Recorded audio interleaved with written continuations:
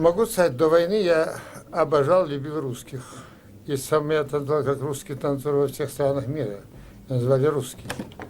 Но когда случилось в нашей стране несчастье в моем доме, безусловно, я сейчас не могу сказать, кто такие русские. Это непонятные, по-моему, я в этой нации уже понять не могу. Они несовершенны, во-первых, как нации. Если чеченцы сейчас совершенные, и они в один кулак собираются и борются за свою землю, то я знаю, что русским нужно на земле чеченской, которая является тоже Россией. Понятно. Так все-таки кто же они такие? Тогда? Ну, зависит, наверное, от того, что руководство у них всегда было плохое, потому нация рассыпается. Понимаете, шовинизм появился, в городе ловят чеченцев, их сажают в милицию, отвозят их. Как это так? Что негры, что ли, во время... я помню, в 1958 году негров отдельно сажали, белых отдельно в вагонах. А сейчас мы стали, как в то время, как в 1958 году в Америке. Сейчас непонятно для меня все это. Я сеял добро для всех. Я танцовщик великой страны. И не разбирался, кто русский, кто татарин, кто еврей, кто армянин. А теперь мне приходится уже разбираться, как это так. Русский, Россия могла бы напасть на Чечню. Вот такой маленький народ, которого победить невозможно. И желать невозможно. Желать-то не желали, а возможности у них нету. У нас не было танков, у нас не было самолетов. У нас была воля, а не такой, как Грачев, грач, подонок. Я не знаю, почему он родился. Такие люди должны аборты делать, чтобы такие Грачевы не рождались. Понятно. Вот.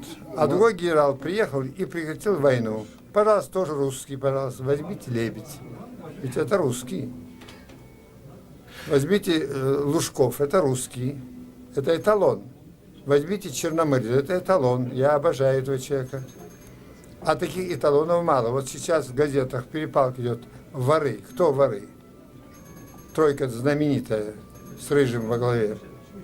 Воры разворовывают не только людей, а землю разворовывают. Махмуд, все-таки вернемся к вам. Вы русский танцор? Я был русский танцовщик до сих пор, а сейчас я чеченский танцор. Но вас же всю нашу жизнь называли Русским. звездой русского. Да. Порядка. И я нес правильно всю свою жизнь свой крест. И радовался, говорил, да, я русский танцовщик. И Но что?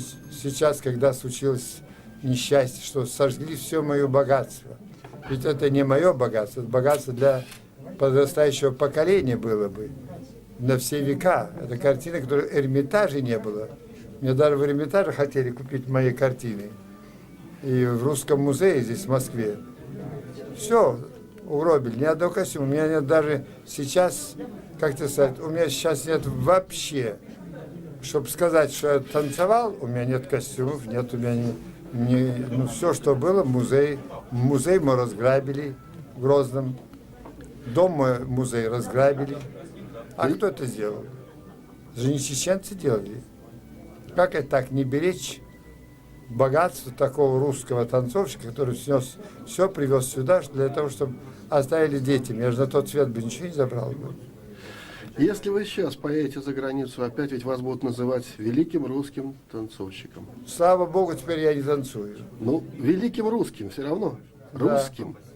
Но вы знаете, у русских, если как шило в мешке, такие подонки, как Грачев, мало, то у русских миллионы хороших. Тогда видишь вот эти маленькие вперед, чем хорошие, вот тогда уже называешь русский народ. Они даже и не русские, они антихристы. У них русского ничего нет, только паспорт, что они русские. Как это можно, священные, переступать землю маленького чеченского народа, воспетый Пушкиным, Лермонтовым? Неужели истории не могли понять, что никогда Чечня не была покорена никем? И не будет. Договориться с нами можно, покорить невозможно. Спасибо. Пожалуйста. Махмудик, спасибо. Я прошу прощения, что заставил поволноваться. Сейчас Ничего. не вовремя это. Ничего. Ну, что же делать? Вот. Когда тебе что-то нужно, я это делаю немедленно.